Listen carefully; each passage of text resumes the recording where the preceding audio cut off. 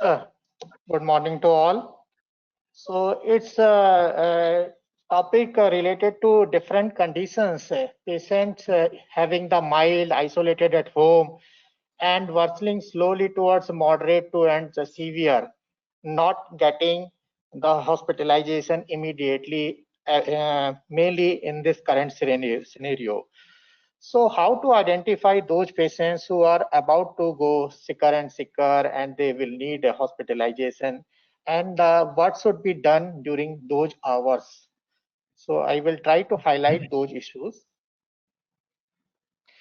In a year, we have changed a lot. Earlier, the admission with the COVID positivity, it was a mandatory admission. But right now, we have a different situations. Every worldwide, everybody know difficult to get admission. The purpose in the last year to hospitalize each and everyone who had a COVID positivity was to prevent, to spread the further disease. And while the patient with the sicker, moderate, they used to get a treatment. While in the current scenario, we try to tend to keep the patients who had a positive COVID positive reports, but with the milder sickness. We want to keep them home because the beds are limited. And hospitalizing the patients who are really sick, needing some interventions and some organ support, including the oxygen. But in the mean time, we can see that nowadays patients who are requiring the oxygen, having the comorbidities and the need the care for other illness concurrently, they are not able to get admission. So what should be done for those patients? So health system are looking actually to expand, but the disease is more rapidly increasing the number of persons. To get hospitalizations in this current scenario, there are the three things which should keep in the mind to identify where we could consider on the basis of clinical, radiological, and the biomarkers. So what are the current practices, recommendation from the policymakers? We will discuss. Just 3 days back, from the Ministry of Health and Family Welfare, they published on 28th April 2021 the need for hospitalization on the basis of clinical condition. The first and the foremost, the objective assessment when there is a decrease in the oxygen saturation less than 94% when on the room air. It is a condition where we should consider to get hospitalized that patient. So this is the only objective criteria, while the three other criteria, they are the subjective, because nobody is seeing the patients and maybe taking the consultation. Like somebody can say difficulty in breathing, yes, they should get hospitalized. Like somebody is saying there is a persistent pain or pressure in the chest, some uneasiness in the chest, yes, of course, they should get hospitalized. And if there is some confusion or some CNS involvement, inability to arouse, they are the sleepy, especially the older persons because of the COVID sepsis, they should also get hospitalized. So out of the four, first one is that definitive objective assessment. It has to be definitely followed in the while screening the hospitalizations. Others, yes, on the basis of symptoms should consider. The radiological also nowadays before hospitalization, most of the COVID patient get a CT just done by themselves or as somebody is advising them. There are the various scoring system has been evolved last few years from the CORAD to the Radiological Society of North America or British Society of Thoracic Imaging. So they have developed their scoring system to grade the severity. And as per their severity scale, when there is involvement moderate to severe in the CT chest scan, should be considered for the hospitalization. The question is that CT is you are taking information from a single point of time during the course of illness when it should be done, or when it was done when you are screening or considering for hospitalization. Most of the time, the literature say get it done after the 5 or 7 days, because whatever possible areas of lungs has to be affected already maybe appear in the CT scan. So if it has been done after 5 to 7 days, it shows nicely the worst kind of the involvement. But again, a lot of evidences literature are coming up that even the 5 or 7 days CT is not involving the lungs so much. But after the 5 days or 3 days, when you repeat the CT, in some of the cases, there is a rapid progression. So difficult to predict the further progression to the involvement. So if you have a CT scan, which has been done after the 5 or 7 days in a COVID positive patients, and if it shows moderate to severe involvement of lung parenchyma, then one of the criteria to get hospitalized. Laboratories also now being done at the community level before the hospitalization. It's a battery of investigations now being done and has been found it's associated with the severity. Yes, there are the definitely severity associated increase in these laboratory marker, but people had tried to correlate with the clinical condition and they found that laboratory markers worsening is equal to the clinical conditions. So you should not focus too much on the laboratory. Clinical condition always prevail and give the priority. Of course, specific complications you can predict through that in the COVID patient when they are still not in the hospital. Like few of them has been identified with specific complication like the D dimer. If it is very high, there is a possibility of thromboembolic complications. So those things also should keep in the mind. These markers has been also kept in the wild therapeutic decision, but mainly in the hospitalized patients. So I will say, yes, they are the complementary, but it's not replacing the clinical condition, the abnormality in the laboratories in the COVID patients who are not still hospitalized. World Health Organization has developed an ordinal scale for the clinical condition. It has been published last year only. If you see, they are giving the score from 0 to 8. 0 is no infection, 8 is a death. But in between, they had giving the scoring basis mainly on the clinical condition or general well-being, as well as the need of the oxygen support.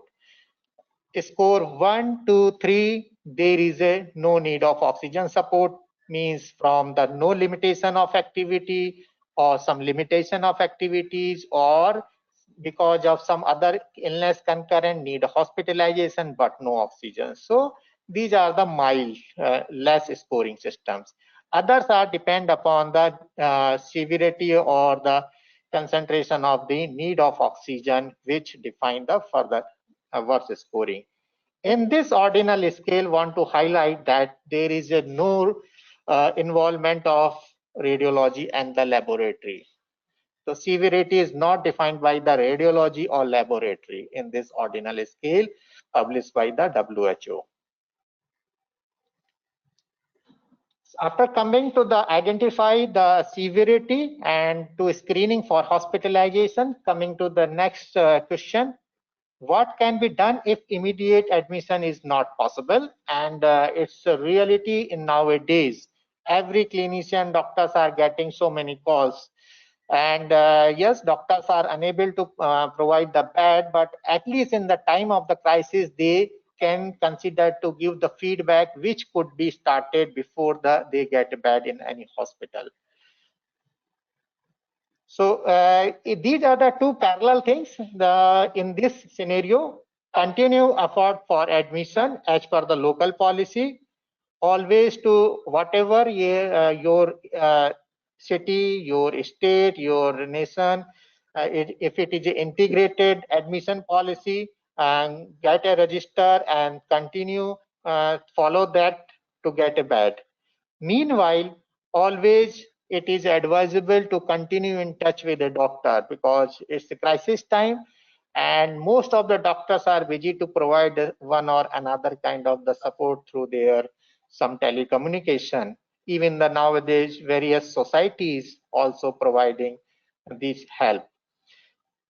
So if we identify the patient is in need of hospitalization because of decreasing in the oxygen saturation or difficulty in breathing or chest pain, so in those conditions, because oxygen is available in the community, try to get a oxygen support, oxygen supplementation could consider to start then and there only, no need to wait. Another thing is a steroid. It is easily available over the counter. As in indicated cases, it should be considered.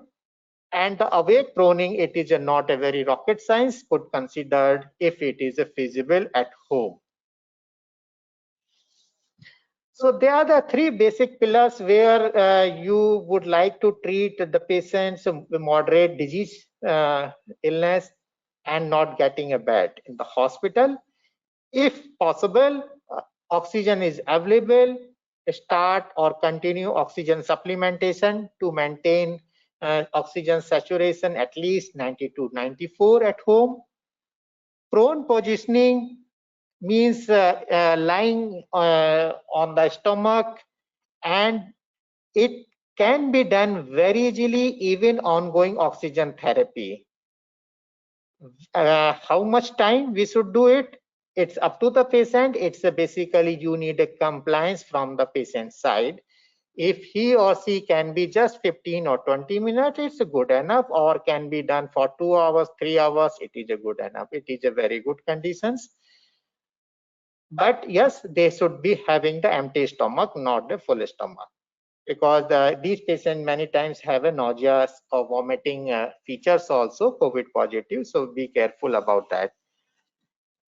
If somebody is unable to make or keep himself in this particular position, then at least try to keep a lateral position, right lateral, left lateral, alternate at least for few minutes to few half an hour kind of the situations. It help in the recruitment of the lung and increase the oxygenations. The third pillar in the moderate patients still unable to get bed is steroid is available, and various forms are available. As the Dr. Durga has told that steroid is not a good choice. Mild, yes, it is not. It should not be start in the mild cases, means who are on the room air.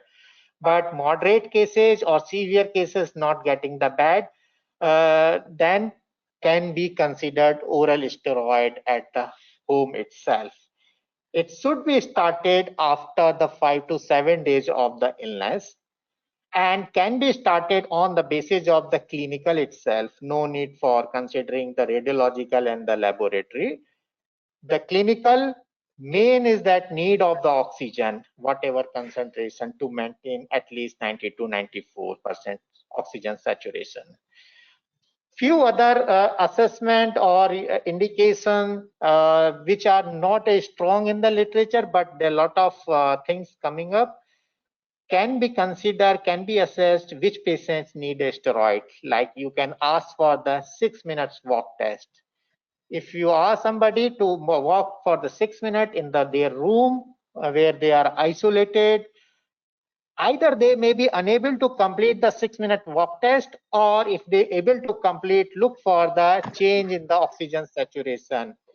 Again, it is there, they say decrease in the 5% of oxygen saturation decrement, but there is some dissociation between the expert throughout the world. Few say there is a change even in the 3 to 4% of oxygen saturation. If it is a decreases, you can consider as a positive, and these patients may fit for to start steroid. Increased work of breathing, difficult to appreciate by the clinician when the patient is isolated. But yes, if they say very difficulty in the breathing and unable to complete the full sentence, or when they are doing the minimal activity like going for the toilet nearby, or even the after taking the food, they are very become the breathlessness, shortness of the breath. And if this situation persists for a few hours to 1 day, then one of the indication for to start the steroid. High respiratory rate, if it is a continue, then like from 24 to 30 per minute, one of the soft indication to start the steroids. Very important thing people are asking, because they have a continued fever even after the around the 1 week of the illness, should we start the steroid? Yes, some of the experts in this field, they say yes, could consider when the illness has passed for almost 1 week and they have a continued high grade fever more than 101 degree Fahrenheit. CT chest severity index, if it is towards the severity, yes, could be considered if CT was done at the outside. And CRP value, if it is more than 5 times the upper limit, it is one of the possible indication where steroid could be considered. But mind, the strongest evidence is there when there is a need of oxygen to maintain oxygen saturation, then only it is a strong indication. Others are the not very strong, depend upon individual to individuals patient. So this is some practical tips when till the time they get a bed in the hospital, any sick patients. Thank you.